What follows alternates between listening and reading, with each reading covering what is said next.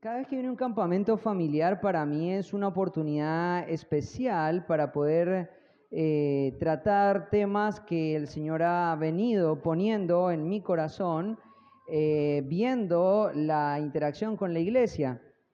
Así que este año el Señor hizo una combinación de cosas que fueron pasando en mi vida, como por ejemplo la interacción con ustedes y escuchar de las necesidades espirituales que muchos de ustedes tienen. Dios nos ha permitido en su gracia tener una iglesia chica todavía, que nos hace todavía interactuar mucho, ¿no? Y puedo ver muchas de las grandes necesidades que tenemos como iglesia, ¿sí? Y otra de las cosas que el Señor conjugó también con este momento, con este tiempo, fue la lectura de un libro que me está ayudando mucho para entender doctrinas relacionadas con la familia, ¿sí? Así que hoy me gustaría tratar el tema de la iglesia, perdón, de la familia como gracia restrictiva, la familia como gracia restrictiva. Y este tema de la gracia restrictiva, en realidad, tengo que ser honestos con ustedes, es simplemente una mención corta dentro de este libro que estaba leyendo. Estaba leyendo un libro de familia y cuando fui avanzando pasé por este concepto y este concepto quedó así resonando en mi mente y empecé a estudiarlo por mi propia cuenta. El libro hizo como un disparador adentro mío y fue generando curiosidad acerca de este concepto porque me llamaba mucho la atención la forma en la que se estaba desarrollando. Este libro desde el principio me pareció sumamente atractivo. Quiero decirles que al final del campamento les voy a dar una copia de este libro que estoy leyendo, una copia para cada familia, para que lo puedan leer como familia. Es un libro es muy lindo. Y el Señor me permitió, además de leerlo, conocer al autor del libro. Es un hombre de Dios, es un pastor ahí en el estado de Delaware. Él se llama Paul Shirley, es también el autor o coautor con un libro que hemos leído mucho en nuestra iglesia que se llama Libres para ser santos, ¿sí?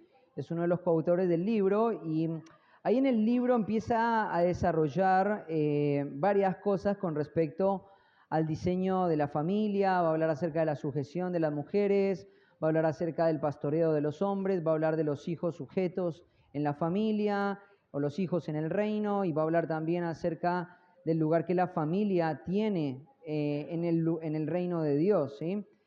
Ahora, una de las cosas que podemos entender es que la familia, claramente entendemos, ha sido diseñada por Dios, pero muchas veces cuando pensamos en el diseño de Dios para la familia, no entendemos bien cuáles son los parámetros o cuáles son los elementos que Dios ha conjugado y de qué manera ese diseño tiene una repercusión en nuestra vida práctica, ¿no?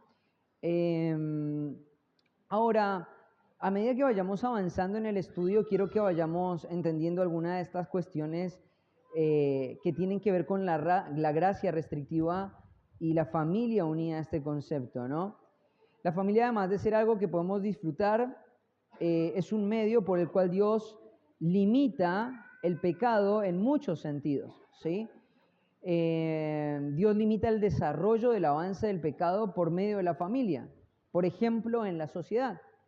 Si vos, por ejemplo, pensás la forma en la que hoy se están desarrollando nuevos conceptos de familia, sí o sí, para que esas aparentes familias puedan funcionar, necesitan de la conjugación del diseño original, un hombre y una mujer, la parte de un hombre y la parte de una mujer para poder procrear, por ejemplo, ¿no?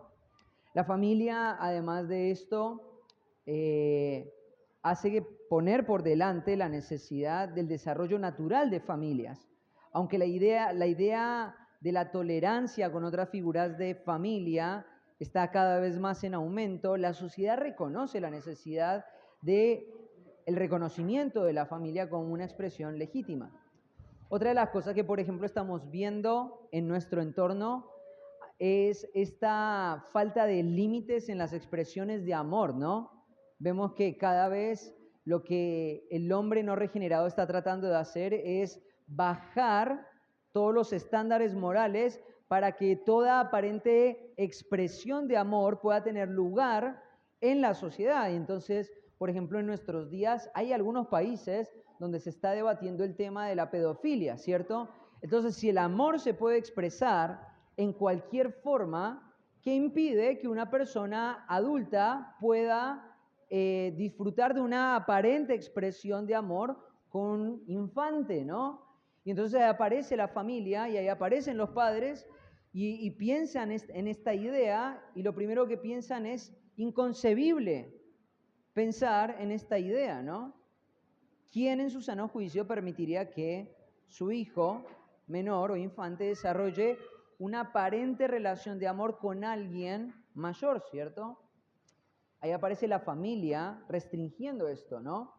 Entonces, la familia es un medio que Dios ha creado para frenar el pecado y lo vemos en nuestro tiempo, ¿sí?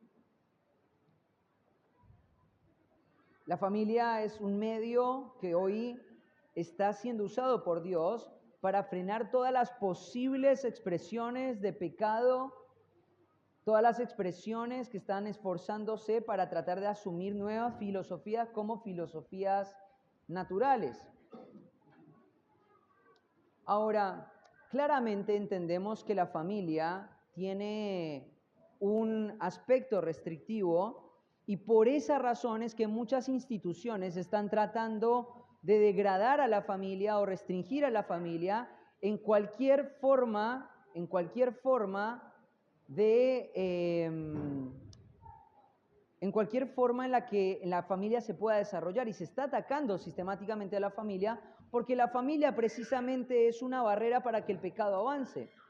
Yo no sé si ustedes recuerdan, pero una de las grandes jactancias que ocurrió cuando asumió el pasado gobernador de nuestro país, ¿sí? No el que está ahora, sino el anterior, una de las cosas que muchas de estas personas que están promulgando estas filosofías nuevas, una de las jactancias que habían era el hecho de que este presidente había roto todos los estereotipos que habían hasta ese momento de presidente.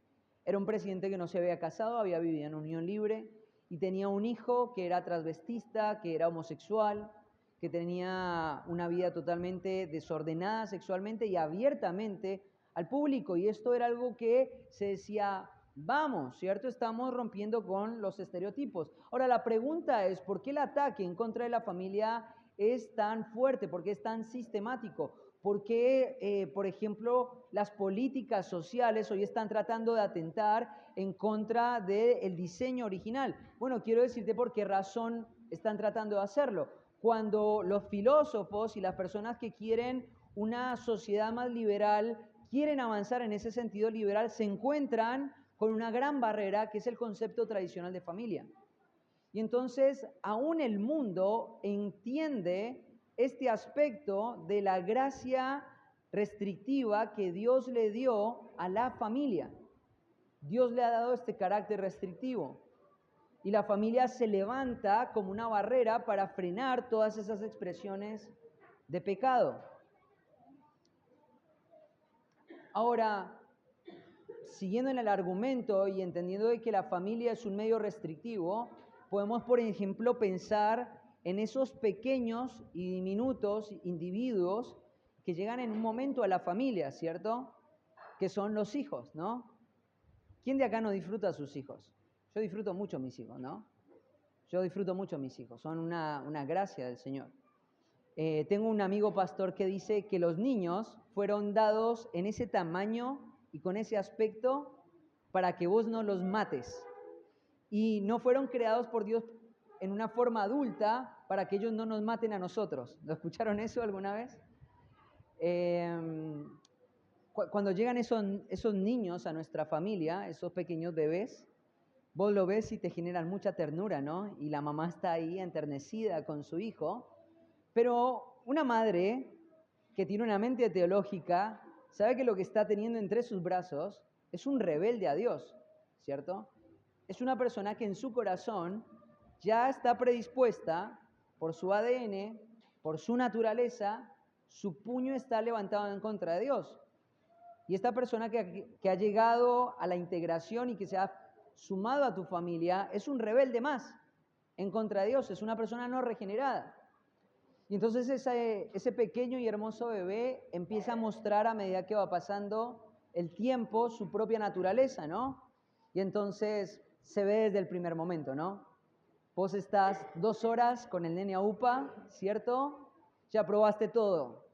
Comió, no tiene hambre, ¿no? Igual esto no aplica con algunas familias. Hay algunas familias que sé que no les pasa eso, pero vos estás ahí, le diste de comer, no tiene hambre, le viste si el pañal quizá les está muy cargado y le está haciendo incómodo, no tiene el pañal cargado, ¿cierto? Y de repente vos estás ahí asegurando de que no tenga gasecito, que no tenga nada, y de repente se duerme, ¿cierto?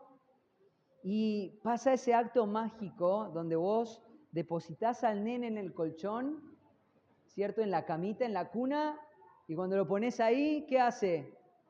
Empieza a llorar, ¿no? Bueno, no sé si solamente fueron mis hijos los que hicieron eso, pero... Y entonces ahí empieza una batalla campal, ¿no?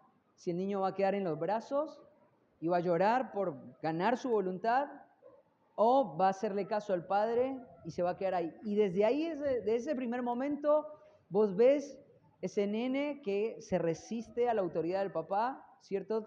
Porque él quiere esa seguridad desde el primer momento, esa seguridad que Dios no diseñó para que la encuentre en su padre, sino la diseñó para que la encuentre en Dios. Y a la medida que va pasando el tiempo, esa rebeldía crece y aumenta y aumenta y aumenta y aumenta y aumenta y aumenta. Y ahí en medio de ese aumento de pecado, en ese aumento de depravación, aparece la familia como un medio restrictivo. Porque ese niño empieza a crecer y los padres bíblicos empiezan a corregir a ese niño. Empiezan a instruir a ese niño. ¿Y qué ocurre con el pecado de ese niño? Empieza a tener límites. Y las expresiones de pecado que podrían destruir su vida empiezan a ser limitadas. Y entonces este niño ya por medio de la corrección, por medio del ejemplo, por medio del diálogo, por medio de la instrucción, por medio de la corrección, por medio de la disciplina física, el pecado en la vida de este niño, ¿qué pasa? Empieza a restringirse. ¿Por qué ocurre esto? Porque la familia tiene un carácter restrictivo. Por diseño de Dios, la familia tiene un carácter restrictivo. Y está bien que lo tenga. Ahora, no solamente en los niños, si vos pensás, por ejemplo, en los adultos, está bien que hoy nosotros vemos afuera, y estoy pensando cuando hablo de familia, hablo del diseño original de Dios, ¿no? Estoy pensando en eso. Claramente vos estás pensando, bueno, pero no todas las familias restringen el pecado del niño, ¿no? Hay muchas familias que piensan que el niño es el centro, ¿no? Hay muchas familias que cuando llega el niño, la familia se pone alrededor del niño y ahora toda la dinámica de la familia cambia porque estamos alrededor del niño, ¿no? En vez de la familia seguir con su propósito y acoplar a ese niño al propósito, la familia se pone alrededor de ese niño. Y eso está mal, claramente. Pero cuando yo estoy hablando de este tipo de expresiones restrictivas, estoy hablando del diseño de Dios para la familia. Otra de las formas en las que vemos que la familia es una institución restrictiva, que es gracia restrictiva, es, por ejemplo, cuando pensamos en la vida adulta, ¿no? Todo lo que estamos acá sabemos la dirección en la que quiere ir nuestro propio corazón, ¿no? Quiere ir en función del pecado, quiere ir en función de la idolatría, quiere ir en función de los deseos, ¿no? Eso es lo que dice Pablo en Efesios 4:24. Nuestra vida está viciada por los viejos deseos del viejo hombre. Hay vicios. Yo te hago una pregunta para mostrarte el punto. Quiero que cierres los ojos, 2 segundos, cerrá tus ojos. Te voy a regalar un momento de sinceridad. Si viniera alguien con toda la autoridad posible Si viniera alguien con toda la autoridad posible, cerrá los ojos, imagínate esto. Y alguien viene y te dice, cerrá los ojos, te veo los ojos abiertos, cerrá los ojos, imagínate esto. Te digo, mira, hoy te voy a dar permiso para que cometas el pecado que quieras, sin que haya ninguna consecuencia y sin contártelo como una deuda, sin contártelo como un pecado. Si tuvieras el derecho o el privilegio de gozar con un pecado, ¿qué pecado sería? ¿Lo estás viendo? ¿Sabes cuál sería? Si te dijeran un día de pecado, puedes cometer ese pecado y puedes disfrutar de ese pecado, abrí los ojos. ¿Sabes una cosa? Ese pecado que vos viste ahí, si vos fuiste sincero, si vos pudiste marcar un pecado, si lo pudiste ver, ese pecado es con el que vos más estás luchando. Y seguramente ese pecado con el que estás luchando muchas veces se frena por la gracia restrictiva que encontrás en la familia. Te digo, muchas veces he encontrado a hombres que han querido ir en función del adulterio y que la estructura familiar ha impedido que eso ocurra. Hay familias que han ido detrás o en pos de la avaricia y de los placeres de este mundo, y muchas veces la familia restrictiva, la familia como un elemento de gracia restrictiva, frena y pone freno a ese tipo de expresiones. Quiero que entiendas que cuando vos ves tu familia y ves tu familia como un limitante, tenés que dar gracias a Dios por eso, porque eso es gracia restrictiva. Eso es gracia restrictiva. La familia restringe y está bien que lo haga, porque Dios la diseñó para esto. Paul Shirley comenta lo siguiente: Dios diseñó a la familia como una gracia restrictiva en nuestra cultura y como una gracia que nutra internamente a su iglesia. En el mundo, la unidad familiar impone límites en la extensión a la cual el pecado puede extenderse en la vida rebelde de un no regenerado, la cual es razón por la cual nuestra cultura está tan comprometida con desmantelar la unidad familiar tradicional. Ahora, la intención de esta predicación es poder entender cuáles son los ejes de este diseño restrictivo que Dios ha creado en la familia. El entender esto nos va a permitir entender la razón por la que Dios nos ha otorgado la familia y principalmente entender por qué llamamos a la familia un valioso medio de gracia. ¿Por qué llamamos a la familia un valioso medio de gracia? ¿Están listos? Sí, esto fue solo la introducción. Primer punto. La gracia restrictiva de la familia se apoya en el diseño original. Quiero que me acompañen a un texto ahí en el libro de Génesis capítulo 2. Génesis 2.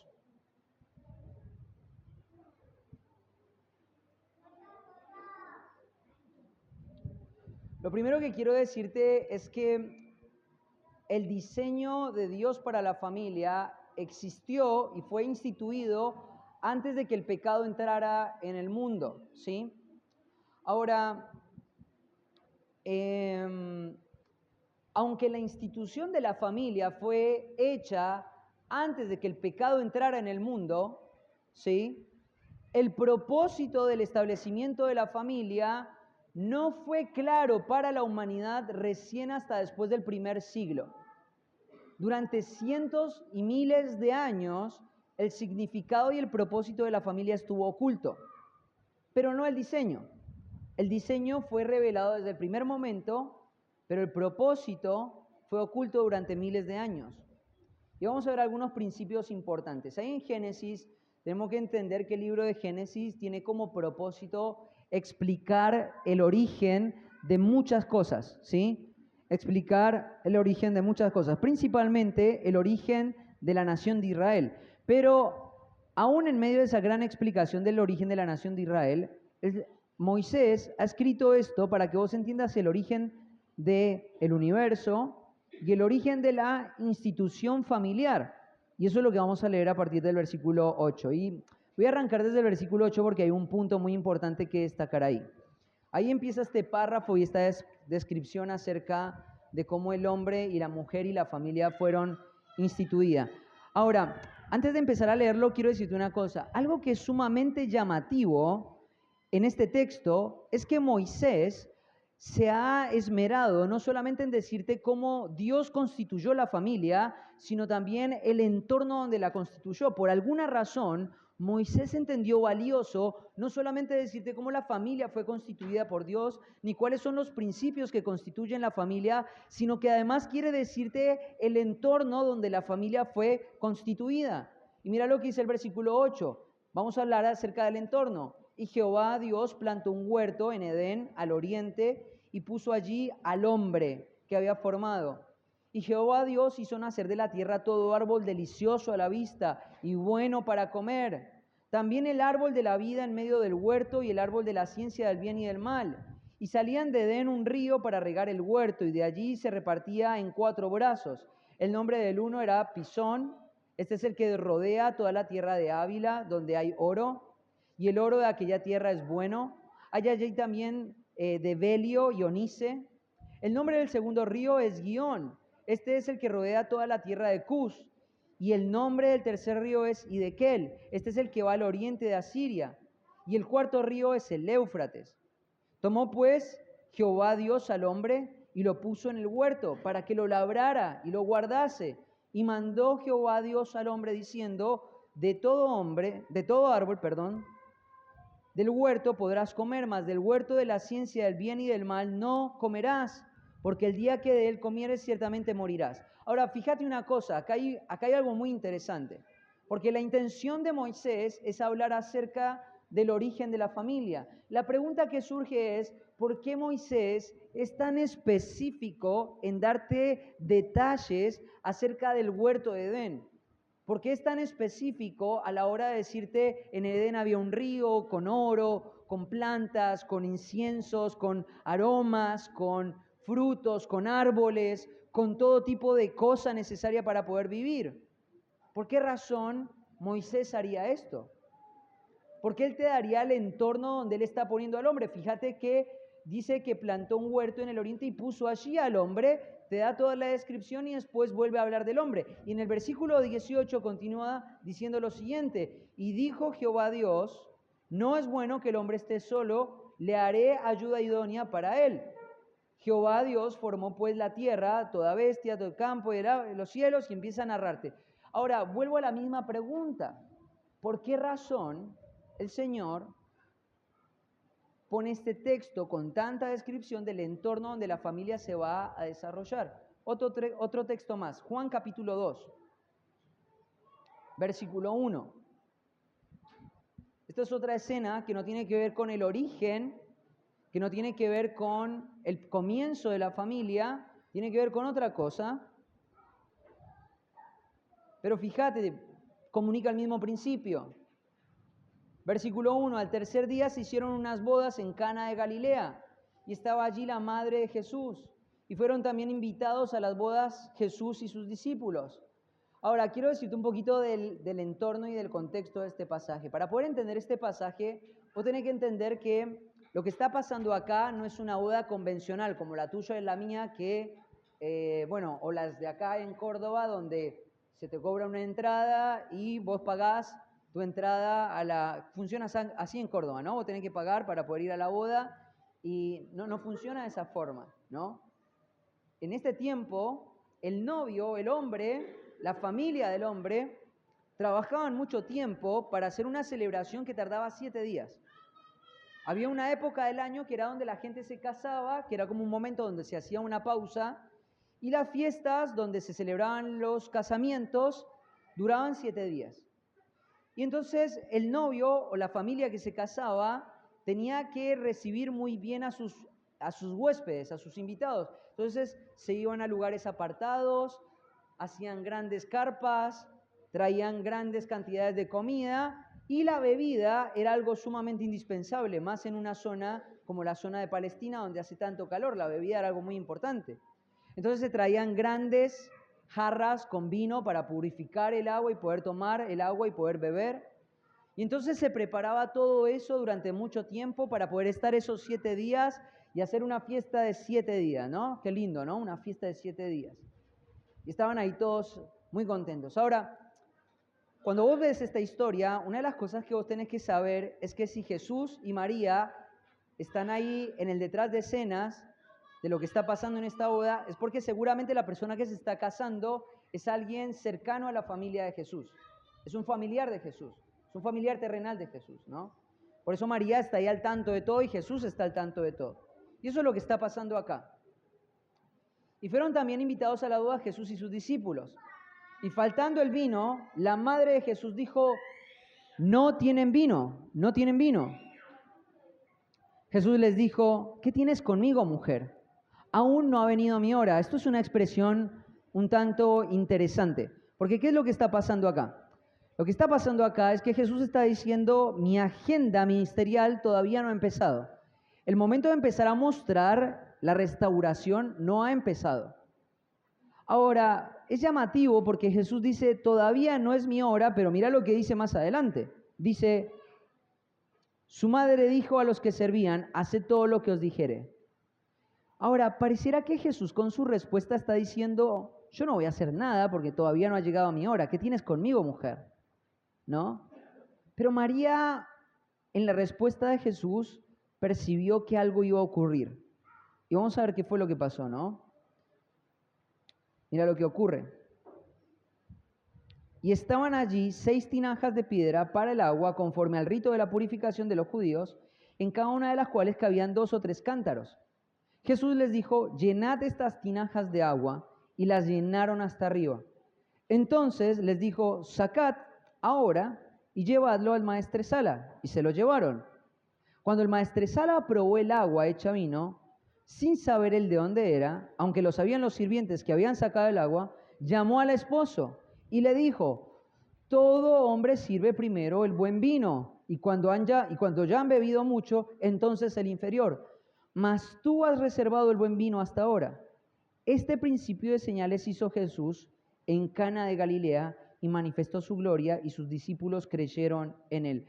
La pregunta es, ¿por qué si la agenda ministerial de Cristo no había comenzado, por qué igual hizo este milagro? Por la misma razón que Moisés te está diciendo todos los detalles del huerto del Edén. El hecho de que este matrimonio no hubiese tenido el agua o el vino suficiente para su celebración iba a ser un estigma social para esta familia. El no atender bien a un huésped era una afrenta social muy grande. Y si ellos no atendían bien a esta persona, esta familia iba a quedar, como diríamos en nuestro tiempo acá en Argentina, escrachada de por vida. Iban a ser menospreciados por todos sus parientes, iban a ser menospreciados por todos sus amigos, iban a ser menospreciados por todas las personas que los conocían y habían estado en esta fiesta. Iba a ser un estigma para ellos. Y el Señor lo sabía. Pero ¿sabes qué fue lo que hizo Cristo? Lo mismo que hizo en el huerto del Edén. Acomodó todos los elementos necesarios para que el desarrollo de esta familia esté en un lugar donde pudieran disfrutar. Y este es el primer principio del que quiero hablar. La familia fue diseñada para disfrutarla, pero cierto deleite se restringe solo al orden familiar. Quiero decirte una cosa, dentro de todo el carácter restrictivo que encontramos en la familia, es muy importante afirmar esto primero. La familia no es una cárcel. La familia no es una cárcel. La relación matrimonial no es una cárcel. Ahora, quiero hacer una aclaración. Cuando yo estoy hablando de la familia, en cierta medida hablo de los pequeñitos que tenemos ahí, pero principalmente estoy hablando de la relación matrimonial. Porque vos sabes muy bien que la relación que vos tenés con tus hijos no es la misma relación que deberías tener con tu marido o con tu esposa. La relación que vos tenés con tu esposa o con tu esposo es sumamente más importante que la relación que vos tenés con tus hijos. La Biblia lo describe de esa forma. Ahora, tenemos que afirmar que la familia, tal como Dios la ha diseñado, es un ámbito para disfrutar, para deleitarnos. Dios creó todo este huerto hermoso con todos estos frutos, con toda esta riqueza, con todos estos ríos, con toda esta belleza, para poner ahí a un hombre y una mujer y en ese entorno generar todo lo que era propicio para que el hombre y la mujer se disfruten en un ambiente totalmente disfrutable. Lo mismo que hizo con el vino. Dio todo lo que era necesario para que este hombre y esta mujer no tengan ningún tipo de barrera para poder disfrutar de su familia. Si ellos empezaban de esta forma, esta familia iba a quedar marcada de por vida y no iban a poder disfrutar su relación matrimonial. Y es más, ese momento grato donde ellos estaban uniendo en sagrado matrimonio iba a ser un recuerdo amargo. Y Cristo no iba a permitir esto, porque Él iba a ser fiel a su diseño original. Y aunque no había empezado su agenda, Él tenía que ser fiel a lo que Él había diseñado. Y tenés que entender esto. Dios ha diseñado la familia como algo para disfrutar y deleitarnos en ellos. Hoy estaba ya en la pileta cuidando a los niños.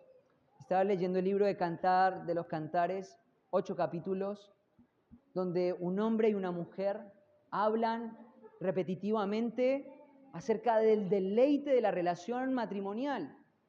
Acerca del deleite de la relación matrimonial. Quiero decirte una cosa, la familia ha sido diseñada por Dios para disfrutarla. Ahora, quiero decirte una cosa, querido hermano. Nuestra sociedad está empeñada en decirte algo totalmente contrario, totalmente contrario. Y quiero decirte una cosa, muchas veces nosotros somos tolerantes con cosas que el mundo está proponiendo para atentar en contra de este diseño original. Hay programas de televisión que la gente consume y se ríe de cosas que no es apropiada reírse. Hay un programa, por ejemplo, de televisión que es muy famoso a nivel internacional, como por ejemplo son Los Simpson. No sé si vieron alguna vez Los Simpson. Es degradante Los Simpson, porque la forma en la que presentan una familia es totalmente deplorable y restringe de la mente de aquellos que consumen ese tipo de cosas y predica en la mente de las personas que consumen ese tipo de cosas algo completamente contrario a lo que Dios ha diseñado. Acá en Argentina hay un programa que se cansan de pasar por la televisión, se llama Padres con Hijos o Casados con Hijos, ¿no? Padres con Hijos, Casados con Hijos, no me acuerdo. Y ahí lo que muestran es continuamente esta actitud de menosprecio a la relación matrimonial, el menosprecio de un hombre hacia su esposa. Te digo una cosa, si vos estás viendo ese tipo de cosas, estás siendo cómplice con el enemigo de toda una filosofía y de todo un sistema que está preparado para atentar en contra de la familia. Y lo que a vos te tendría que generar rechazo te causa gracia y risas. No debe ser así. Todo lo que atente en contra de predicar a la familia como un lugar, como un ámbito de deleite, es pecaminoso. Es pecaminoso. Y como cristianos, lo que deberíamos sentir cuando en una película, cuando en una serie se levanta una idea que promulga algo contrario a esto, que presenta a la familia como un sistema de opresión, que presenta a la familia como una cárcel, que presenta a la familia como un problema, como un obstáculo, lo que tendría que generarse en tu corazón es un sentido de indignación, porque es completamente contrario a lo que las Escrituras dicen. La familia fue diseñada por Dios para que nos deleitemos en ella, para que nos desarrollemos en ella, para que la disfrutemos.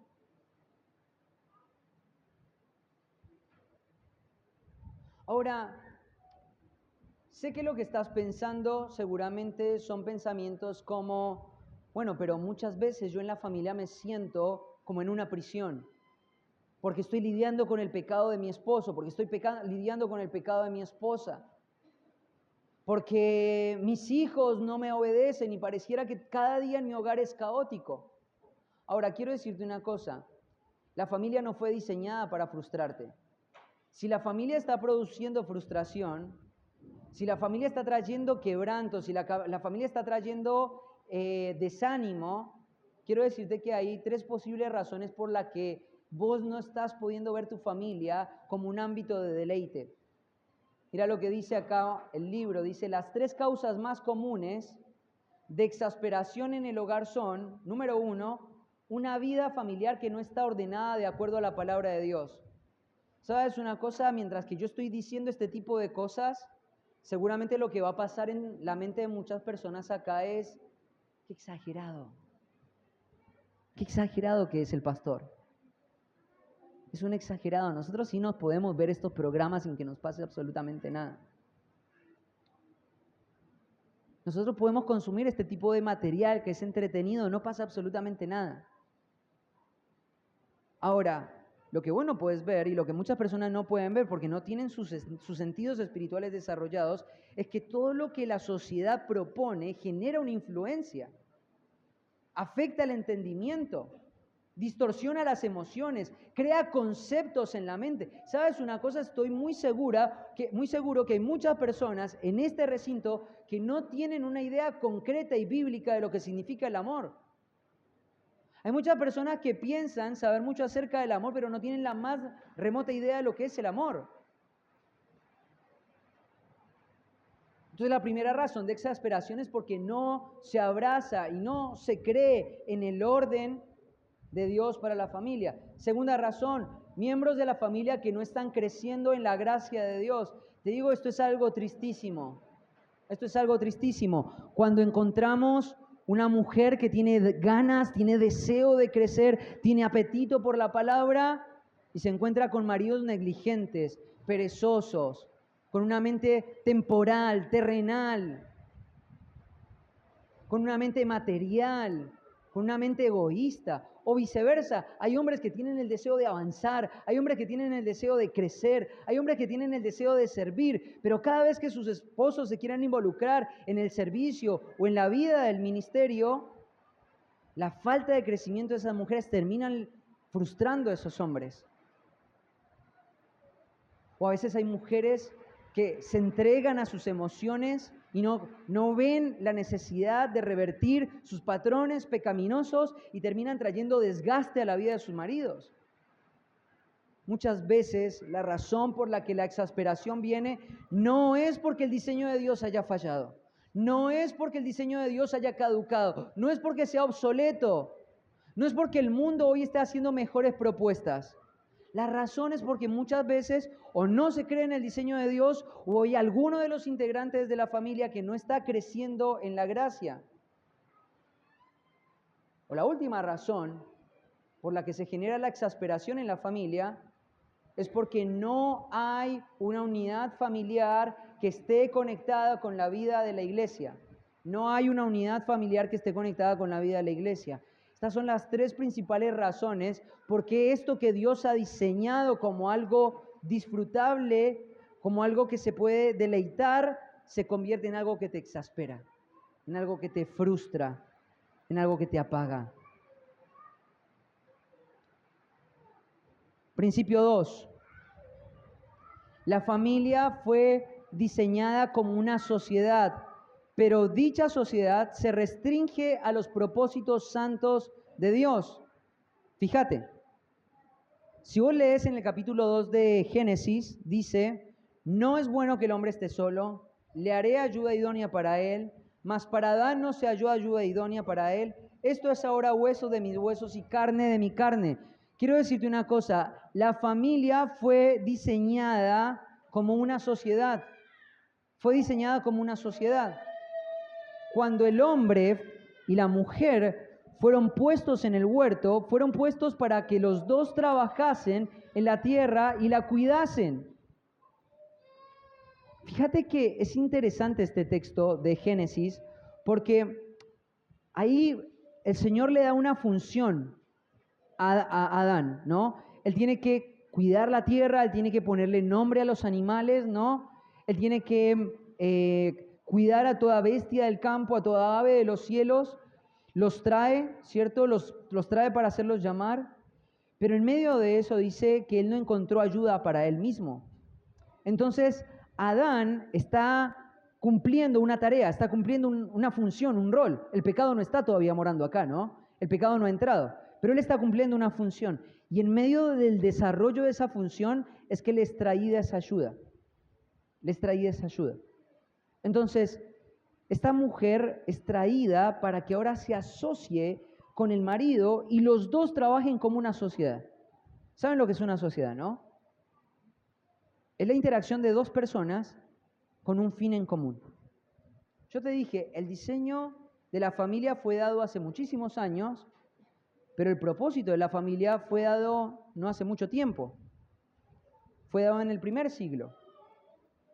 Y fue dado ahí en Efesios capítulo 5, versículo 31 al 33, dice: por esto dejará el hombre a su padre y a su madre y se unirá a su mujer y los dos serán una sola carne. Mira lo que dice ahí. Grande es este misterio. Mira, lo que Pablo está diciendo acá es el significado, el propósito del matrimonio iba más allá de ser la sociedad que Dios creó en el huerto del Edén. Ahora va a tener una sociedad con un propósito determinado. ¿Cuál es esa sociedad? Más esto digo respecto de Cristo y de la iglesia. Sujeción mutua, santificación, lucha en contra del pecado. Si vos lees el contexto de este pasaje, una de las cosas que dice el pasaje es que los maridos deben amar a sus esposas tal como Cristo amó a la iglesia y se entregó por ella, a fin de presentar una iglesia sin mancha. Como maridos tenemos que trabajar en la vida de nuestras esposas para presentar a nuestras esposas sin mancha. ¿Sabes una cosa? Creo que la mayoría de los que estamos acá entramos al matrimonio por la razón equivocada. Muchos de ustedes entraron al matrimonio porque la persona, su esposa, cuando la vieron, les generó un deseo físico o una atracción física importante y en base a eso se acercaron. O muchas personas se han casado por la necesidad de no estar solas. O muchas personas se han casado simplemente por el desarrollo emocional que se da durante el tiempo de la preparación para el matrimonio. Pero son muy pocas las personas que entran en el matrimonio pensando, qué buena pecadora, ¿eh? Qué lindo que sería santificarla. Mirá cómo peca, me encanta, es un desafío. Qué bueno, cómo peca esta mujer. Qué oportunidad para presentarla santa y sin mancha delante de Dios. Te digo que es triste, porque eso es lo que debería hacernos a nosotros entrar en el matrimonio. Ver a una pecadora o ver a un pecador y saber que me voy a asociar con él para cumplir los propósitos de Dios. En el caso de Adán y Eva, era una función, una sociedad para poder cubrir la protección del huerto, ayudarle a Adán, ¿cierto? Trabajar y labrar la tierra, ser su ayuda idónea. Pero una vez que entró el pecado y el Señor preveyendo de que el pecado iba a entrar, el Señor pone un significado al matrimonio mucho más grande que trabajar por un propósito en común. Es trabajo en común para que junto este hombre con esta mujer nos unamos para matar todo lo que queda del pecado en nuestras vidas. Si tu matrimonio no está yendo en pos de esto, no estás cumpliendo el propósito del matrimonio. No estás cumpliendo ningún propósito con la relación entre el hombre y la mujer.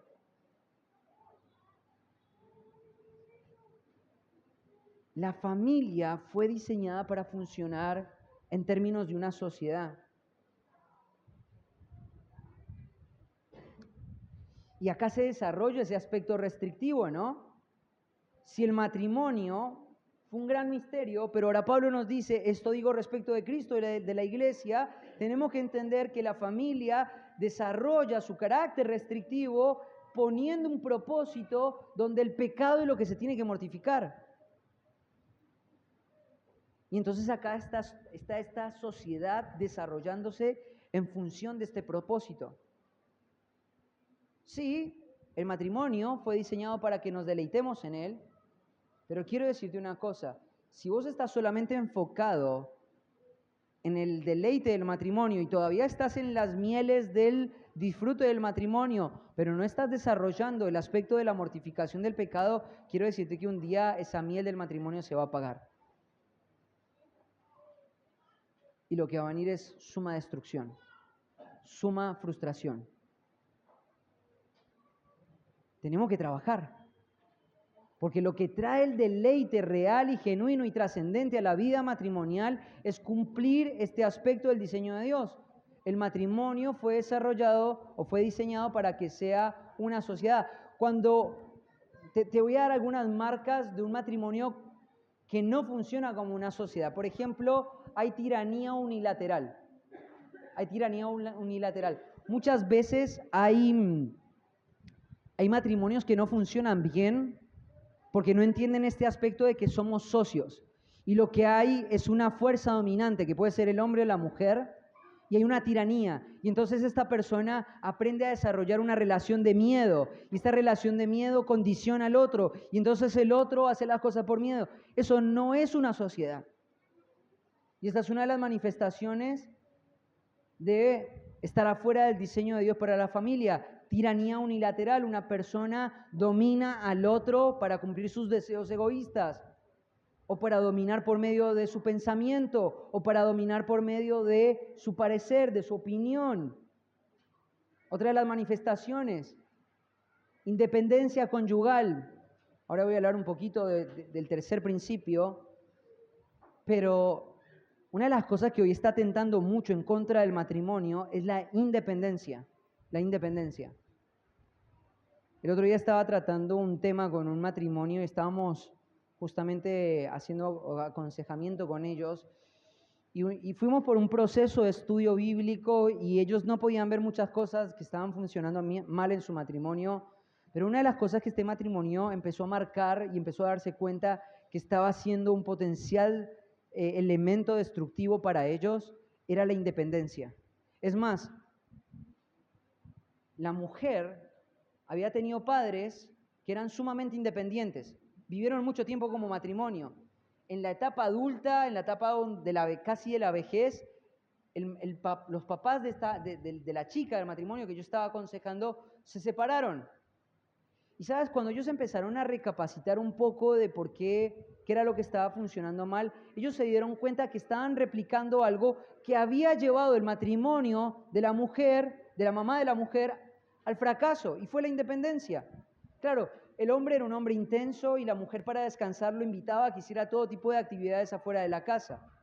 Y este hombre empezó a desarrollar una serie de hobbies y de pasatiempos que llevaban días y semanas por fuera de la casa. Ahora, quiero decirte una cosa, cuando esto ocurrió, claramente el aspecto restrictivo de la familia se rompió y este hombre pasaba días, semanas y llegó incluso a estar un mes por fuera de su casa sin ningún tipo de sistema de control, viajando y haciendo lo que le antojaba, desarrollando sus apetitos, y en medio de esto empezó a desarrollar una vida de inmoralidad y fue infiel a su esposa, y después de ser un hombre adulto, un hombre casi en la vejez, tuvo que separarse de su esposa. ¿Y sabes por qué ocurrió esto? Porque este matrimonio no entendían que el matrimonio fue diseñado para ser una sociedad y se promovió la independencia. Y ahora este nuevo matrimonio, este joven matrimonio, se estaban dando cuenta de que por un lado el patrón familiar que él había visto era una madre separada y divorciada, él se crió en un ambiente de una familia divorciada y ella había experimentado el divorcio de sus padres en una avanzada edad, pero también fruto de la independencia. La independencia, lo hemos hablado un montón de veces, la independencia es nociva, es destructiva, es mala para la vida del creyente. Un creyente no debe jactarse de la independencia, debe tener miedo de la independencia. Cuando vos ves al matrimonio desarrollarse en términos bíblicos, te das cuenta que hay una sujeción mutua de la mujer hacia el hombre, pero también del hombre hacia la mujer. No es independiente. Otra de las manifestaciones de un matrimonio que no está funcionando como una sociedad es la desprotección espiritual. Es la desprotección espiritual. Qué triste que es ver cuando las familias no funcionan de la manera que Dios ha diseñado y encontrás personas o individuos de la familia que desprotegen espiritualmente a su cónyuge.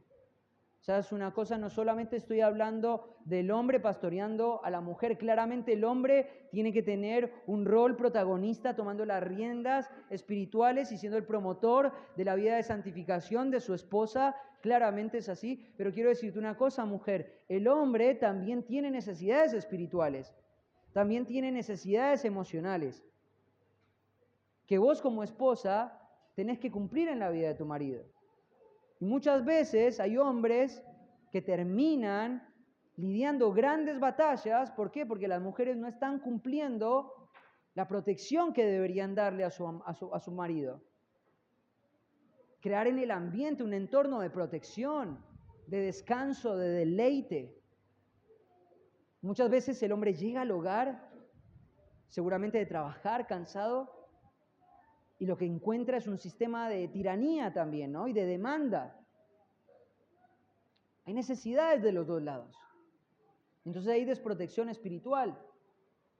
Otra de las manifestaciones de cuando un matrimonio no está funcionando como una sociedad es cuando hay confusión en los roles. Una mujer toma las riendas por medio del miedo, del berrinche, ¿cierto? Por medio de la manipulación, por medio de la mentira. Y los hombres ceden ese lugar por la cobardía, por la pereza. No hay sociedad ahí.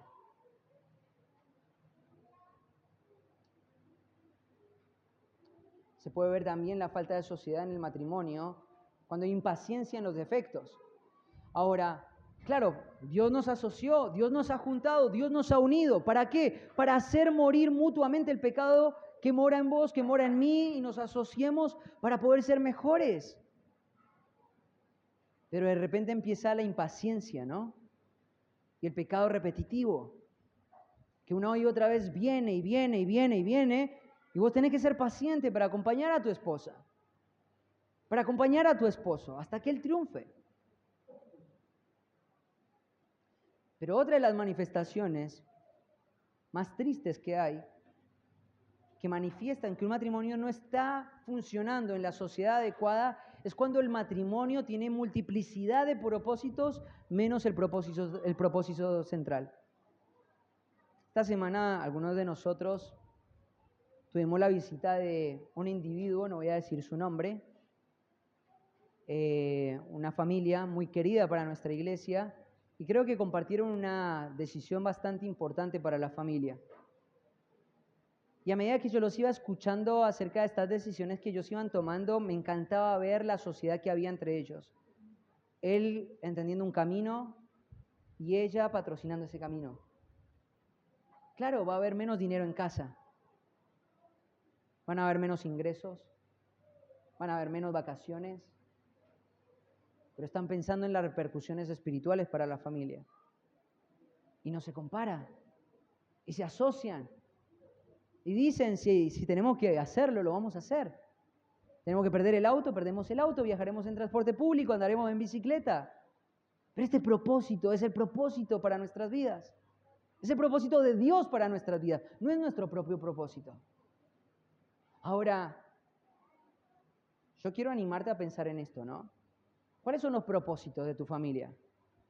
Poder trabajar arduamente muchas horas al día para juntar y tener una cuenta bancaria que te permita tener todos los juguetes, todos los momentos de deleite, todo lo que vos tanto perseguís, tanto lo que poder sacarte esa foto en ese lugar y poder mostrarle a todos cómo estás disfrutando de los placeres terrenales de la vida.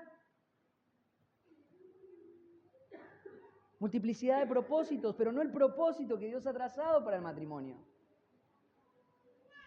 Y a veces se sacrifican cosas realmente importantes, ¿no? Realmente trascendentes. Yo siempre le digo a mis hijos, tienen que sentirse privilegiados de que mamá pueda estar haciendo la influencia que está haciendo en el hogar. Yo no lo tuve. Yo no lo tuve. Hay cosas que son trascendentes, importantes. Pero la falta de sociedad en este diseño que Dios ha planteado se ve con todas estas características. Tenemos que seguir avanzando. ¿Qué hora es? Recién voy en el primer punto de 3. No, este es el tercer principio del primer punto, así que tenemos que seguir avanzando. Tercer principio, la familia fue diseñada para que se constituya en principios. Y los principios son el límite restrictivo de Dios. Tengo que pasar rápido por esto, pero creo que casi todos los que han pasado por membresía saben y ya lo tienen súper claro de que la familia no se constituye por medio de instituciones, sino la familia se constituye por medio de 3 principios, ¿sí? Fíjate lo que dice el versículo 24 de Génesis 2. Por tanto, dejará el hombre a su padre y a su madre y se unirá a su mujer y serán una sola carne. Claramente en esta expresión hay tres principios que yo quiero resaltar. Estamos hablando de la familia como un ámbito de deleite, la familia como una sociedad, pero también la familia que se constituye sobre principio. Primer principio, separación. Separación. Separación. La separación es algo sumamente importante para la vida familiar. Ahora vos decís, Felipe, yo ya cumplo los tres principios. No gastes tiempo ahí. No gastes tiempo en esos tres principios porque yo ya me fui a la casa de mis papás. Yo ya me comprometí con mi esposa y yo vivo una vida de intimidad con mi esposa, no solo con ella. Ahora, quiero decirte una cosa. Si vos querés tener un matrimonio sólido, estos tres principios los vas a tener que reafirmar toda la vida. Toda la vida. Entonces, por ejemplo, el principio de separación. Hay muchas personas que piensan que separarse de la familia simplemente es poder tener una cuenta bancaria distinta a la de tus papás. Irte a un departamento con tu esposa, con la que antes era tu novia, y ya no depender más económicamente de tus papás. Pero quiero decirte que es mucho más que eso. Cuando vos entras en la vida familiar, cuando vos te estás separando de tus papás, una de las evaluaciones que vos tenés que hacer continuamente es esta. Cuando vos entras en esa relación, vos venís con una mochila de tradiciones, de ejemplos, de convicciones, de valores, lo que diríamos una cosmovisión. Y esa cosmovisión, ese paquete que vos traes en tus hombros, es algo que no lo generaste vos por sí solo. Lo aprendiste de tus padres. Entonces, por ejemplo, yo te voy a decir cuáles fueron muchas de las cosas que yo traje. No tengo problema de mostrarme como ejemplo. Me acuerdo que una de las cosas que mis papás me habían inculcado mucho, porque ellos se le inculcaron a ellos mismos y fue una meta en la familia, fue el hecho de tener una casa propia. Entonces, el hecho de tener una casa propia fue un valor sumamente importante para mí durante los primeros años del matrimonio. En algún momento empezamos a soñar con la idea de tener una casa propia y entonces estábamos tratando de hacer todo, girar toda nuestra familia alrededor de esa meta, ¿no? La casa propia, la casa propia, la casa propia. Y me acuerdo que en un momento el gobierno había empezado con un sistema de créditos a 30 años para poder, en pesos, donde vos podías anotarte y presentar una carpeta, y me acuerdo que estábamos ahí con la carpeta presentada, y de repente fui a hablar con mis mentores, y empezamos a hablar acerca de la casa propia. ¿Qué ventaja sería poder, en vez de pagar un alquiler, poder pagar la cuota de tu propia casa, ¿no? Y me acuerdo las palabras de mi mentor, me dijo, ¿qué te hace pensar que un papel te hace más dueño de una propiedad que el recibo de un alquiler? Me dejó frío, porque tiene razón. No es más mío eso, porque tengo un papel que dice que es mío, que el dinero que Dios me da mensualmente para pagar un alquiler. Dios es dueño de todo. Pero muchas veces cuando entramos en la familia venimos con un montón de ideas, con un montón de valores, con un montón de conceptos en nuestra mente, que muchos de esos conceptos, muchos de esos valores, muchas de esas cosas que son importantes para tu familia, las heredaste de tus papás.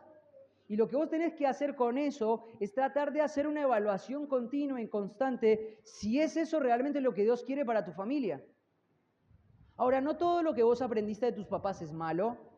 Yo, por ejemplo, siempre he hablado mucho y he hablado muy bien, por ejemplo, de la crianza que tuvo mi esposa de parte de mis suegros, ¿no? Y nos reímos en la familia cuando mi esposa tenía que recibir paleta, todos nos acordamos de él allí, cómo era, los gritos que hacía y la lástima que le daba a Jorge tener que corregirle a mi esposa. Pero tuvo un buen ejemplo de corrección. Y muchas veces Mari estaba ahí, Jorge tenía que trabajar y ella muchas veces empujó el rol de Jorge como un líder ahí en la familia y eso fue algo muy bueno. Les digo las cosas buenas, no le voy a decir las cosas malas de mi suegro, ¿no? Pero quiero decirte una cosa, mis suegros, tus suegros, mis padres, los padres de todo, son personas sujetas al pecado. Son personas sujetas al pecado. Y seguramente muchas de las cosas que vos estás hoy teniendo como importante en tu familia, seguramente es algo que aprendiste de tus papás y tenés que someter esos criterios a la luz de las Escrituras para ver si eso que vos estás transfiriendo a tu hogar es algo que Dios quiere que transfiera o no. Entonces el principio de separación no solamente es irte de tu casa, es hacer esa evaluación continua del punto en el que estás. Y sabes una cosa, esa evaluación no se acaba nunca. Pienso acá hay personas que están criando hijos y están evaluando sus parámetros para criar sus hijos y seguramente muchos de ustedes tuvieron un buen ejemplo y otros no tuvieron buen ejemplo. Pero no se acaba ahí. Por ejemplo, hay algunos de ustedes que ya son abuelos, ¿no? Y tienen una idea de lo que es ser un abuelo ideal. Y seguramente esa idea de ser un abuelo ideal se restringe solamente a una idea romántica de disfrutar tus nietos. Y entonces el abuelo es ese que le cruje el corazón cuando el nieto está siendo corregido. Pero quiero decirte una cosa, aún como abuelo, vos tenés que pensar si los valores y las cosas que vos estás desarrollando como abuelo es lo que Dios quiere para vos. Si vos deberías ser una persona que está frenando la corrección o vos deberías ser una persona que está promoviendo la corrección. Como abuelo vos tendrías que estar, por ejemplo, evaluando si el tiempo que gastás con tus nietos debería estar centrado solamente en el deleite de jugar juntos o en la instrucción espiritual y en la influencia espiritual. Quiero decirte una cosa, en muchas iglesias se menosprecia el rol de los abuelos. En nuestra iglesia no. En nuestra iglesia soñamos con ser abuelos piadosos, que están promoviendo la corrección, que están promoviendo la disciplina, que están promoviendo la piedad, que están patrocinando, que están ayudando, que están siendo consejeros piadosos, que se acercan a los matrimonios más jóvenes para contarles de sus heridas, para contarles de sus marcas y decirle a sus hijos lo importante que es poder trabajar en la santificación. Entonces este principio de separación no se acaba nunca. No se acaba nunca. Segundo principio, el principio del compromiso. Es interesante la palabra que utiliza ahí, se unirá, ¿no? Dakab, esa palabra Dakab tiene que ver con lealtad, tiene que ver con devoción. Como en el primer uso de Dakab, donde dice que él dejará a su padre y a su madre ahí, también lo utiliza más adelante en Deuteronomio 10:20 para hablar de la lealtad al Señor y el temor a Dios. La lealtad, la devoción a la familia, el compromiso, me uní con esta persona. Mira, hay algo que no sé si esto pasa en tu familia o no, pero esto es algo que vos tenés que entender. Espero que no pase, solamente lo quiero advertir. Yo me acuerdo cómo me lo enseñaron a mí. Yo aprendí que las discusiones familiares las ganaba el que gritaba más. Fue el ejemplo que yo aprendí. Y en medio de eso muchas veces lastimé a mi propia familia con cosas que nunca tendría que haber dicho. Y una vez tuve un amigo, un consejero, que me dijo con un ejemplo gráfico algo muy valioso. Un día vino y me dijo, mira, aún en las peores guerras, aún entre guerras de país con país, Ucrania, Rusia, Estados Unidos, China, lo que sea, aún en las peores guerras hay reglas que nadie puede quebrar. No pueden tirar bombas nucleares, no pueden tirar, hay cierto armamento que está prohibido, no pueden usar armas químicas. Hay reglas. En las guerras hay reglas y nadie las puede quebrar. Tener una discusión en el matrimonio es algo inevitable, van a venir las discusiones. Pero aún en esas guerras, en el matrimonio hay reglas. Una de esas es nunca pensar en la separación. Nunca. La opción de separarse, de irse del hogar, es algo que Dios aborrece con toda su alma. Lo dice el libro de Malaquías, Dios aborrece el repudio. Es algo que de la boca de un creyente ni siquiera debería mencionarse, ni siquiera debería contemplarse la idea de pensar, me quiero separar de vos. Nunca. Acá hay jóvenes que se están preparando para el matrimonio. Nunca digas, nunca permitas esa arma en tu matrimonio. Ni siquiera en la peor guerra, ni siquiera en el peor conflicto. Nunca lo digas, Dios lo aborrece con toda su alma. Y el último principio es el principio de la exclusividad. Yo tengo planeado mañana hablar con los matrimonios, nos vamos a separar los matrimonios y los jóvenes por otro lado. Quiero hablar de este principio, no voy a gastar tiempo acá, pero creo que necesitamos entender el aspecto de la intimidad física y la exclusividad en el matrimonio de una manera bíblica. Creo que muchos de nosotros estamos siendo ingenuos en la manera en la que estamos permitiendo muchas cosas que no se deberían permitir. En nuestra iglesia estoy hablando. Cosas que se han permitido y que han lastimado la vida íntima de matrimonios por años. Mañana vamos a estar hablando de este tema.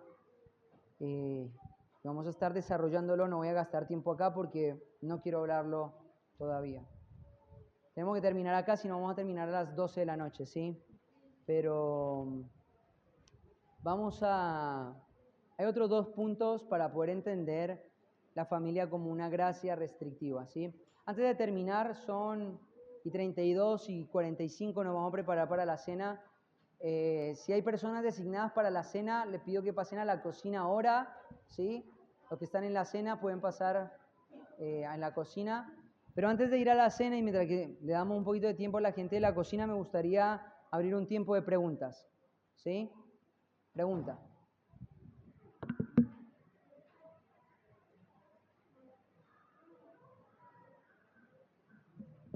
Pregunta. Feli.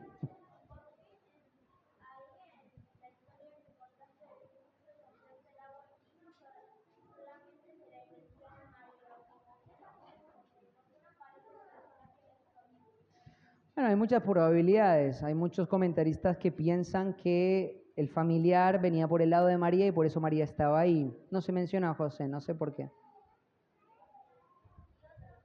Sí.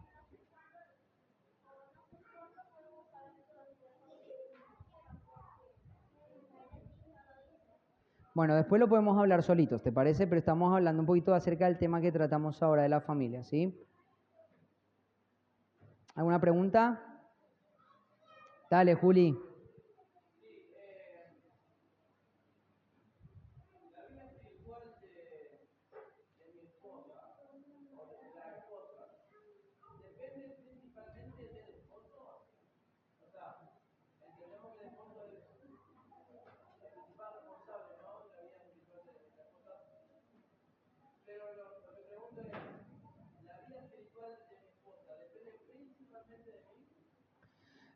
Hay que distinguir principalmente de exclusivamente. Principalmente sí, no exclusivamente, ¿sí?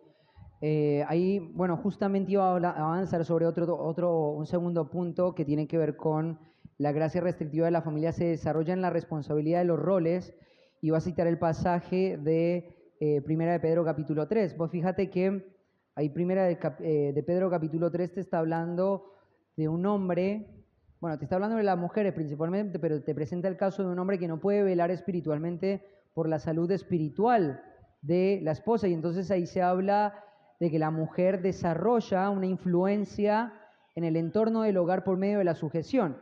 O sea, la vida de piedad de esta mujer va a traer una influencia en la vida de su marido, ¿cierto? Entonces ahí te deja ver claramente este pasaje de que la mujer puede desarrollar una vida espiritual sin la presencia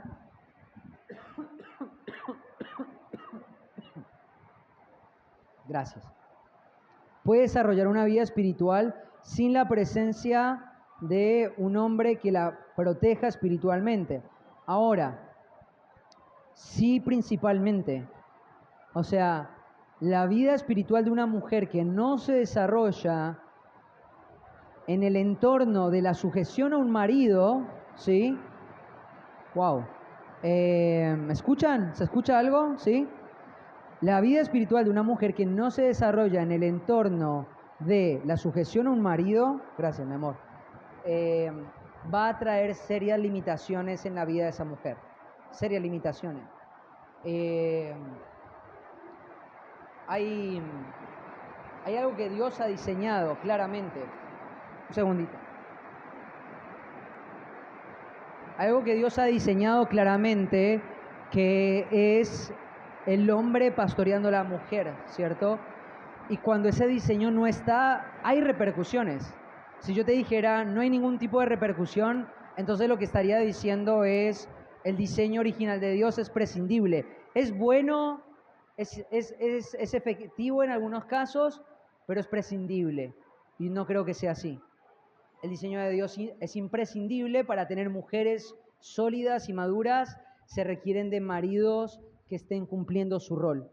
Entonces, la vida espiritual de una mujer se va a ver seriamente limitada. En el contexto de este pasaje, esta mujer, por ejemplo, tiene la limitación de poder predicarle a su marido, no le puede predicar. En este contexto particular, ¿por qué razón? Porque si esta mujer abiertamente habla, diciendo que ella tiene un sistema religioso distinto al de su marido, ella va a romper su matrimonio. Este hombre la puede echar de su casa. Entonces Pedro ve ese conflicto de principios y dice, no, es mejor que ganes a tu marido por medio de la sujeción. Pero entonces hay una restricción, no puede predicar, porque si predica queda fuera del hogar. Entonces hay un problema ahí, ¿cierto? Hay una restricción. La vida espiritual de esta mujer se ve limitada. No puede ir a la iglesia como le gustaría participar, no puede ofrendar como le gustaría ofrendar, no puede participar y servir de la manera que le gustaría servir. Hay una limitación en su desarrollo espiritual. Entonces no es lo ideal, no es lo ideal. ¿Puede desarrollar su vida espiritual? Sí, la puede desarrollar, pero con muchas limitaciones. Y eso es lo que pasa también cuando un marido cristiano no cumple su rol. Su esposa puede crecer, pero no va a crecer de la manera que Dios diseñó que crezca. Van a haber limitaciones en su crecimiento. Y tristemente esas limitaciones van a venir por la falta de diligencia del rol del marido. ¿Sí? ¿Alguna otra pregunta? ¿No? ¿Preguntas? Caro. Uy, se vino la lluvia de nuevo.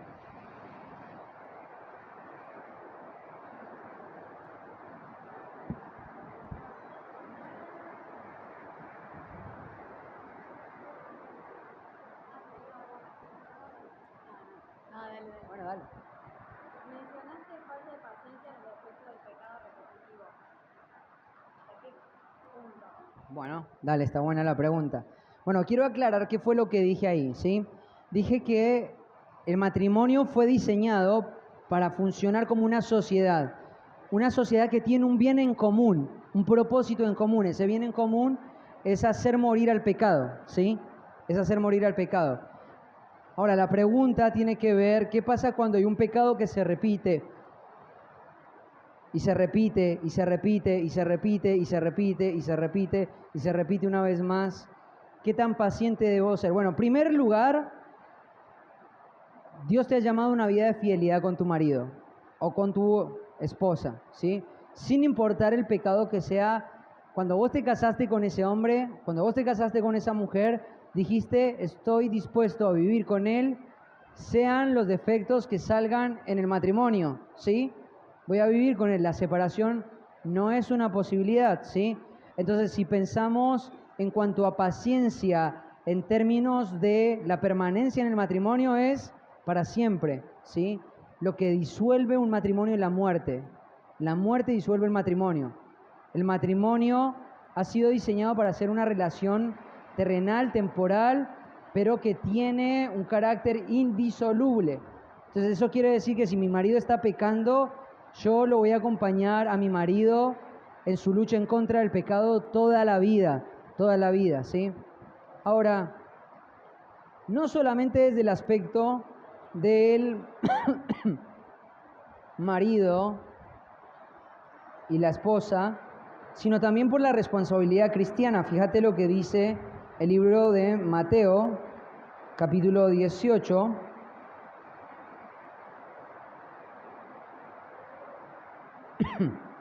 Versículo 21 dice, entonces se le acercó Pedro y le dijo, Señor, ¿cuántas veces perdonaré a mi hermano que peca contra mí? ¿Hasta 7? Bueno, hasta 7 tiene una explicación. Había una norma que se había impuesto en aquel tiempo, que marcaba que ese era el límite de perdón para una persona en el pecado, en cuanto a un pecado, una falta. Y Jesús le dijo, no te digo hasta 7, sino hasta 70 veces 7. Después viene una parábola. Esta parábola me encanta. Por lo cual el reino de los cielos es semejante a un rey que quiso hacer cuentas con sus siervos. Y comenzando a hacer cuentas, le fue presentado uno que le debía 10.000 talentos. Pensá que un talento era un día de trabajo. O sea, la cantidad que está hablando acá es una cifra exorbitante, muy grande.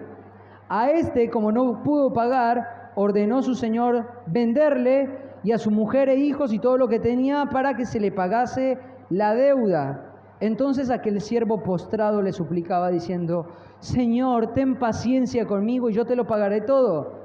Mentira, no lo podía pagar. El señor de aquel siervo, movido a misericordia, le soltó y le perdonó la deuda.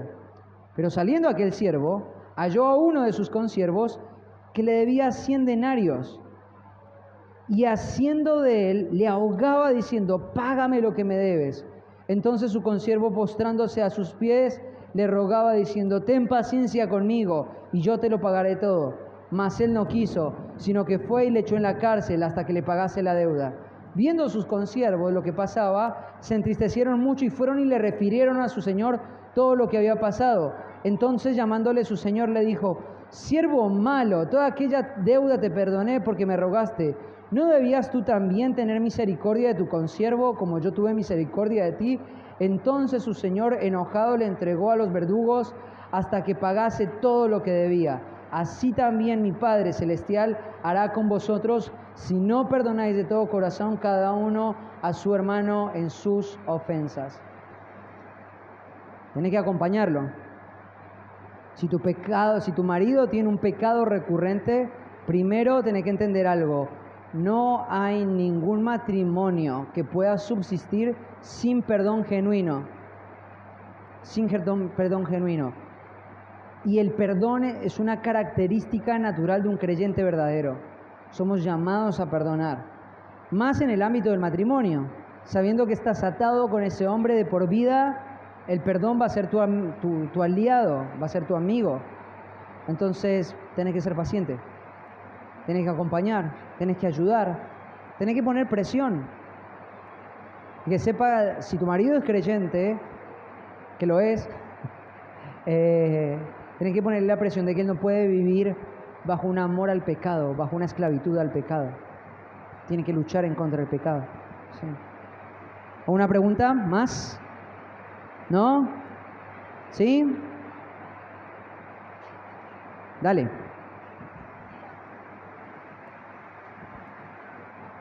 En el caso que yo me case con un hombre de otra congregación que no sabe estos principios, o sea, ¿cómo va a afectar a mi matrimonio? Sabiendo de que él me tiene que santificar y todo eso. ¿Escuchó la pregunta? ¿Sí? ¿No? Anto, la conocemos, dice, Adrián me dice que no la diga.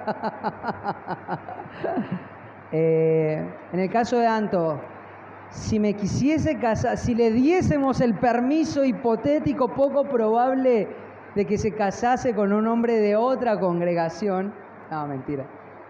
Imagina que viene una congregación donde estos principios no se han enseñado, de qué manera la falta de conocimiento y de la formación de estos principios va a traer una limitación en tu matrimonio, ¿no? Claro. Bueno, primero, pastoralmente, y esto te lo voy a decir muy personalmente, o sea, esto para cada jovencita de nuestra iglesia, o cada jovencito de nuestra iglesia. Nosotros vamos a trabajar arduamente para que se casen en el Señor, ¿sí? Entonces, para que se casen en el Señor requiere que el aspirante que se quiera casar con vos tiene que sí o ser un creyente que ha sido reconocido en alguna iglesia, ¿sí? Si esa persona ha sido reconocida en una iglesia, es un creyente, creo que tiene todo lo que necesita para poder ser un buen marido, porque es creyente, porque tiene el Espíritu Santo, porque tiene convicción en contra del pecado, porque es sensible a todo lo que un creyente es sensible y no va a vivir bajo la esclavitud del pecado, porque Cristo le ha liberado del pecado. Entonces tenés todas las garantías si él es un creyente verdadero. Ahora, si él es un creyente verdadero y no ha tenido la suficiente instrucción, tráelo que yo lo disipulo. Tenés a tu papá, ¿cierto? Que pueda ser una influencia. Creo que yo me acuerdo cuando yo estaba por casarme con Shi, una de las cosas que para Shi eran muy importantes era reconocer la autoridad de sus papás en ella, aunque Shi se casó teniendo 32 años, ya trabajaba, ya había salido de su hogar, pero ella reconocía que Dios le había dado a sus padres como una forma de cuidarla a ella. Entonces ella reconoció la autoridad de sus papás. Y cuando yo fui a hablar con ella, algo que a ella le gustó mucho de lo que yo le dije, y que fue lo que me salvó las papas, en el sentido de que sí me escuchara, fue que yo, para poder llegar al punto de poder proponerle a ella que se case conmigo, yo reconocí la autoridad de mis papás también sobre mi vida. Entonces, tener la bendición de tener padres de que van a hacer todo lo posible para que entres en esa relación matrimonial lo mejor preparada posible. Yo estaba hablando justo con un matrimonio jovencito, lo conocemos muy bien, Josué y Karina, y me estaban contando cómo estaban siendo sus primeros días de matrimonio y no fueron como mis días de matrimonio. Digo, ¿cuál fue la diferencia? Bueno, la diferencia fue la presencia de sus padres, la presencia de una iglesia sana, la influencia de la que se rodearon, ¿cierto? Entonces vos no estás obligada a casarte con él, pero sí podés poner presión en que si este hombre viene, reciba la mayor influencia que quizás no ha recibido en su congregación para prepararse lo mejor posible para esa nueva relación. Eso sí lo puedes hacer. Y sos libre de tomar la decisión de poder casarte hasta que sientas o pienses y sepas de que están los elementos, los condimentos básicos necesarios para poder empezar una relación matrimonial sana. No te digo que sea perfecto, no te diga que no sea inmaculado, que sea un pastor, que sea un hombre en el que impusimos las manos porque tiene todas las calificaciones pastorales, pero sí que está luchando en contra del pecado. Yo me acuerdo que una vez estaba hablando con un joven del CCP y él estaba orando por una chica y yo le dije, mira, puede ser que te guste, puede ser que te atraiga, pero creo que lo primero que tenés que ver y conocer de ella es cómo está luchando en contra de su pecado. Entonces él escuchó mi consejo y empezó a orar para que el Señor...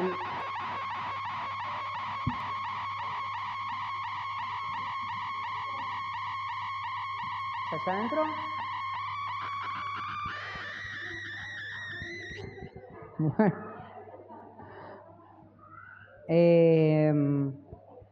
Entonces una de las cosas que le decía era eso, observa eso, que lo que te enamore de ella sea eso, cómo está luchando en contra del pecado. Entonces él escuchó mi consejo y empezó a poner los ojos ahí y no veía ningún indicador, ningún indicador. Era miembro de la iglesia y no había ningún indicador, no había ningún indicador, no veía ningún indicador. Su mentora tampoco sabía mucho de cómo era su lucha en contra del pecado. Así que aunque le gustaba, aunque le atraía, aunque le parecía que podía ser una buena mujer con la cual él no veía eso y decidió pararse.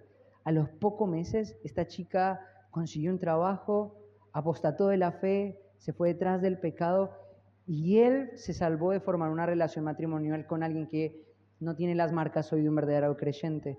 Entonces sos libre de poder casarte hasta que, puedes casarte con quien quieras, puedes poner condiciones para casarte y ese con quien quieras puede ser, quizás de entre eso lo que quiero es que sea un hombre que luche en contra del pecado.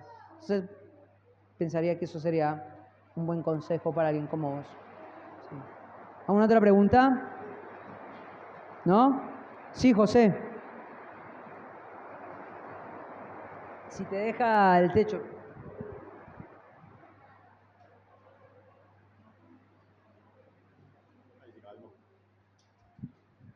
Con respecto a para ayudar en la sociedad mutuamente, cómo hacer morir el pecado entre el matrimonio, ¿cómo deberíamos verlo o cuál sería el principio o al disparador de cuál entre el matrimonio crear este vínculo o este plan para poder hacer morir el pecado mutuamente. Claro, ¿cómo empezaría? ¿Cómo podría empezar? ¿Cómo empezar? ¡Wow! ¡Qué pregunta! Déjame pensarlo. Van subiendo el nivel de dificultad de las preguntas. Me parece que va a llegar un punto donde ya no. ¿Cómo empezar o por dónde empezar a nutrir la sociedad del matrimonio en pos de este propósito que es la mortificación del pecado, ¿no? Pienso que lo primero para empezar es el discipulado. El discipulado es algo importante. Creo que el hecho de saber, el hecho de ser humilde y decir no lo sé hacer es un buen punto de partida. Es una catástrofe cuando vos ves matrimonios que no funcionan bien y siguen con la filosofía nosotros vamos a saber cómo hacerlo o deja que nosotros lo luchamos solo. Es una catástrofe y vos lo ves. Matrimonios independientes, sin influencia, matrimonios sin discipulado, matrimonios sin corazones abiertos, sin poner las cosas sobre la mesa, son matrimonios limitados. Son matrimonios limitados. Yo pienso, cuando yo empecé mi carrera matrimonial, empecé con muchos desafíos, muchos problemas, ¿sí? No tanto por mí, más por mi esposa, ella era muy difícil, ¿no? Pero no, había muchos problemas en nuestro matrimonio y Dios nos bendijo, no sé por qué, no sé de dónde, porque la verdad es que no teníamos mucha claridad, pero entendíamos que una relación sana iba a requerir de la instrucción de otras personas. Y aunque no las teníamos cerca, las empezamos a buscar con mucha hambre. Nuestra iglesia no tenía buenos mentores, no tenía buenos discipuladores, no tenía ni siquiera pastores que estuvieran con calificaciones para poder enseñarnos. Pero entonces empezamos a buscar y fue muy frustrante porque en el proceso encontramos gente que no era idónea para enseñarnos hasta que encontramos personas que fueron muy duras en contra de nuestro pecado, fueron muy directas con lo que teníamos que hacer, fueron muy honestas con decirnos los problemas que nosotros estábamos teniendo y ese fue un buen punto de partida. Entonces yo creo que el primer punto de partida sería el discipulado, ¿sí? Sería decir, no lo sé hacer, necesito que alguien me enseñe a hacerlo. Ahora, dentro de ese no sé hacerlo, pienso que hay ciertas dinámicas internas familiares, como por ejemplo, tiempos, una agenda familiar que tenga momentos espirituales marcados. Necesitas apartar un tiempo en la rutina de tu semana para hablar con tu esposa y poder saber cómo está y que ella sepa cómo estás. No solamente decir, ¿sabes qué? El trabajo esta semana con el SAMU fue re difícil. No es eso. Es, mi corazón está cargado con pecado. Estoy luchando con la ansiedad, estoy luchando con la preocupación, estoy luchando con las miradas en la calle, el verano ha sido muy agobiante, las mujeres se visten muy mal, estoy luchando con la confianza en Dios, estoy luchando con el desánimo, ¿cierto? Estoy luchando con la inseguridad, estoy luchando con los celos, estoy luchando con lo que sea que estés luchando, crear en la familia un ambiente propicio para poder escuchar al otro, para saber qué es lo que le está pasando, para poder enterarme de cuáles son sus limitantes, cuáles son sus desafíos, cuáles son sus problemas. Si vos no estás marcando un tiempo en la semana para poder invertir en eso, es difícil que puedas ver un avance en esa sociedad. Si vos no estás siendo intencional en hacerlo, es difícil que veas un progreso en tu familia. Entonces yo diría, primero, influencia, discipulado, honestidad, rendición de cuentas, aprender de otros, humildad, reconocer que no lo sabes hacer. Y en segundo lugar, apartar momentos en tu familia para poder empezar a desarrollarlo. Es ahí ese laboratorio donde vos vas empezando a ensayar, empezando a probar. Le abrí mi corazón a mi esposa y me tiró la plancha por la cabeza, pero lo voy a seguir haciendo hasta que ella pueda ser esa compañera idónea que me pueda ayudar, que me sepa entender, que me sepa escuchar. No que naturalice mi pecado porque no necesito eso. Quizás muchas veces vas a confesarle pecado a tu esposa o le vas a confesar pecado a tu esposo y vas a hacer daño, vas a lastimar, van a haber lágrimas, van a haber momentos de dolor. Pero quizás es bueno eso, porque muchas veces la crisis es lo que antecede la madurez. La crisis es lo que antecede el crecimiento, es lo que viene antes de poder disfrutar, ¿no? Y después pienso que literatura. Hoy vivimos una época de mucha literatura. Si no sabes qué libro leer en el ámbito de tu matrimonio, te puedo dar una docena para el próximo año, uno por mes, para que leas. Lee con apagar la televisión, es una basura la televisión, no consuma, no gastes tu tiempo en eso, ni en YouTube, ni en las redes. Ponete a leer un libro con tu esposa. Invertí en lo que es importante. Invertí en lo que es importante. Marti tenía una pregunta. Sí, Marti. Cuando hablaste de la sociedad, del hombre y la mujer,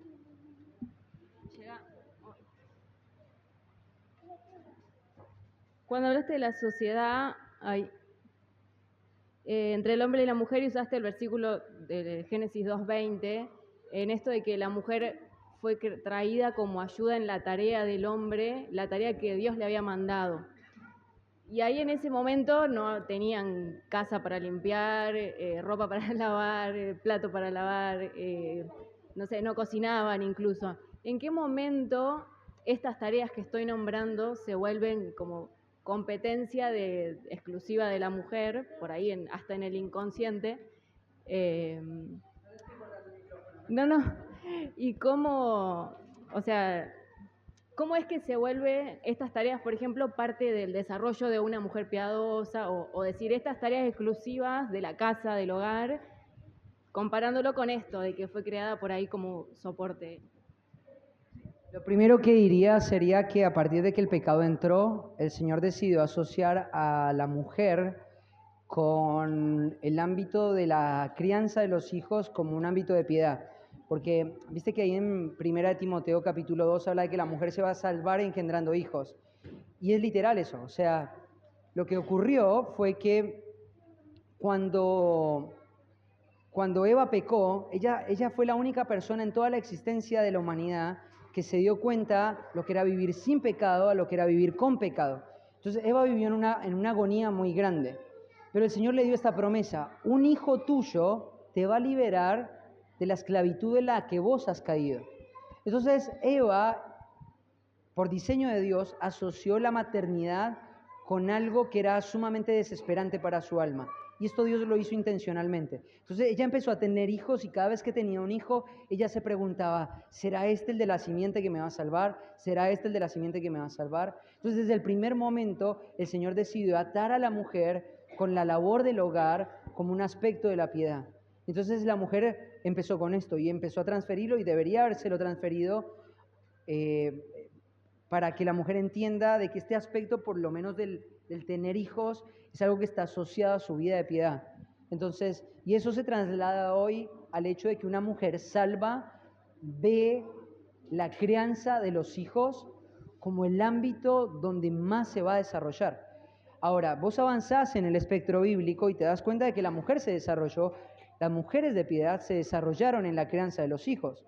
Por ejemplo, cuando llegamos al libro del Éxodo, el libro del Éxodo nos empieza a contar la dramática historia de la muerte de los inocentes, ¿te acordás? Cómo eran matados los niños. Ahora, eso no impidió que las mujeres siguieran procreando. Al contrario, cuando la oposición en contra de la maternidad vino, ¿qué hicieron las mujeres? Empezaron a procurar quedar más embarazadas. Por eso que cuando una mujer viene y me dice: tengo miedo de si voy a tener el dinero para tener un hijo, yo diría: una mujer de piedad tendría miedo de poder tener un hijo donde sabe que lo van a matar, y aún así lo tuvo. ¿Por qué lo hicieron? ¿Por qué siguieron procurando aumentar la natalidad en un entorno donde los hijos estaban muriendo? En un entorno donde no era el lugar más propicio para criar hijos, era un entorno hostil para criar hijos. Bueno, porque las mujeres entendían esto. Entendían, es piadoso tener hijos. Vos seguís más adelante, llegás al libro de los Proverbios, y ahí ya no hay duda. Una mujer piadosa es una mujer que trabaja con sus manos, que viste a sus hijos, que trae el pan de lejos, que cuida a los suyos, que impulsa la labor de su marido. Su marido está en la puerta de la ciudad juzgando los asuntos importantes, y el corazón de su marido está en ella confiado. Entonces, desde el primer momento el Señor ha diseñado esto para la mujer. Y lo que ha tratado el mundo es de tratar de robarle ese diseño a la mujer para que se desarrolle fuera de la casa, para que ella crea que ahí es donde está el verdadero. Y lo que han hecho es robarle la dignidad que Dios ha creado para la mujer. Entonces no hay duda alguna, la mujer se desarrolla en el entorno del hogar. Después vos llegás al Nuevo Testamento y ahí es todavía aún más claro, ¿no? Las características de una mujer piadosa en Tito 2, ¿cierto? Entonces, y esto del diseño de que la mujer complemente el rol del hombre estuvo también ahí, o sea, se desarrolló en el ámbito donde el hombre fue designado para funciones principales. Está bien, no tenía que lavar los platos, pero sí tenían que labrar la tierra, tenían que cuidar la tierra. ¿Qué tipo de cuidado? No lo sé, porque vivían en un mundo sin muerte, pero había un grado de cuidado que Dios les había otorgado, la asignación de los nombres a las bestias. Y estaba ahí Adán trabajando arduamente en esto y se encuentra solo, y en el desarrollo de su labor es que se le otorga su ayuda idónea. Entonces, sin duda alguna creo que la mujer fue creada para esto, ¿no? Y después cuando vos llegás a Efesios, no hay duda alguna, esa sociedad es para mortificar el pecado. Yo estoy acá para mortificar el pecado de mi marido, él está acá para mortificar el pecado de mi vida. Esa es la sociedad. Bueno, terminamos acá. ¿Cómo estamos en la cocina, Flor? Dale, una pregunta más, vamos. Última pregunta. Antes de que nos quedemos sin luz. ¿No? ¿No hay más? ¿No?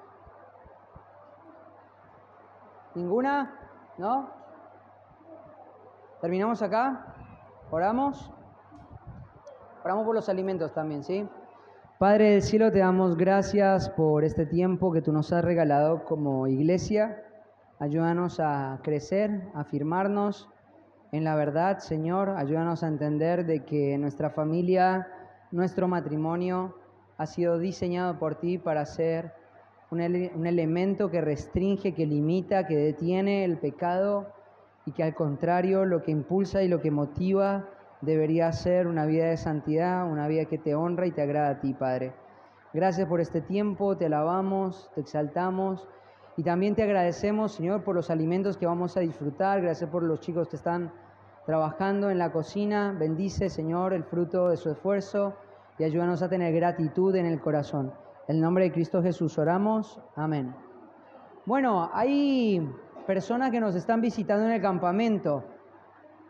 Recordame tu nombre, porfa. Cintia, la hermana de Caro, ¿no? Démosle un fuerte aplauso. No sé, estamos re contentos de que estés acá. Así que bueno, una bendición. También está la mamá de José, ella ya ha estado con nosotros, pero nos está acompañando en el campamento. Un fuerte aplauso. Así que bueno, vamos a levantar las cosas de la mesa, vamos a limpiar todo y vamos a prepararnos para comer. Solamente falta que sirvan y ya estamos porque ya oramos por los alimentos. No hay luz en los baños y en los dormitorios, así que esperemos que la luz de acá aguante. Hay kiosco, si querés decir. Hay